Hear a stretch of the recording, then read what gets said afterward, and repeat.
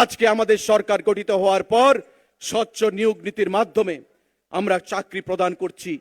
প্রতিটা ক্ষেত্রে আমরা স্বচ্ছ নিয়োগ নীতির মাধ্যমে রাজ্যের বেকারদেরকে জাতপাত ধর্ম বর্ণ নির্বিশেষে সমস্ত রাজনীতির ঊর্ধ্বে উঠে চাকরির দরজা আমরা খুলে দিয়েছি। বন্ধুরা, কখনো বলছেন 18,000 চাকরি দিয়েছি, কখনো বলছেন 23,500 চাকরি দিয়েছি, আবার কখনো আমরা শুনতে পাই 96,000 চাকরি দিয়েছি। তো বাস্তবটা কি তো আমরা বুঝতে পারছি না। 18,000 চাকরি যদি হয়ে থাকে, 23,000 চাকরি যদি হয়ে থাকে, আমার বিধানসভাতে কারা চাকরি পেয়েছে?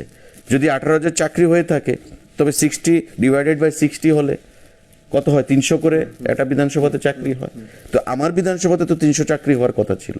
তবে এই 300 চাকরি কারা পেয়েছে আমি তো জানি না। বলুক, লিস্ট বের করে দিক যে এই 300 চাকরি মজলিশপুরে এরা পেয়েছে, কর্মসংস্থান এদের হয়েছে, আমি তো জানি না। আর যদি আমাকে ডিঙিয়ে যদি বিধানসভাতে চাকরি প্রদান করা হয়ে থাকে তবে আমি বলবো এটা বাঁকা পথে হয়েছে।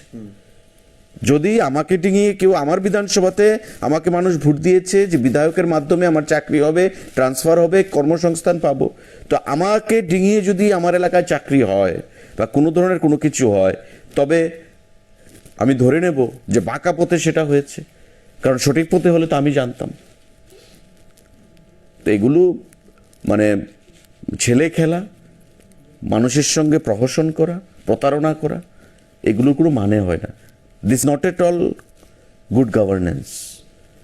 আজকে বলছি 18,000, কালকে বলছি আর একটা সভাতে গিয়ে 23,500, আরেকদিন বলে দিলাম যে 96,000। মানুষ তো আমাদেরকে জবাব চাইবে আগামী দিনে, এবং কি জবাব আমরা দেব সেগুলো আমরা বুঝতে পারছি না।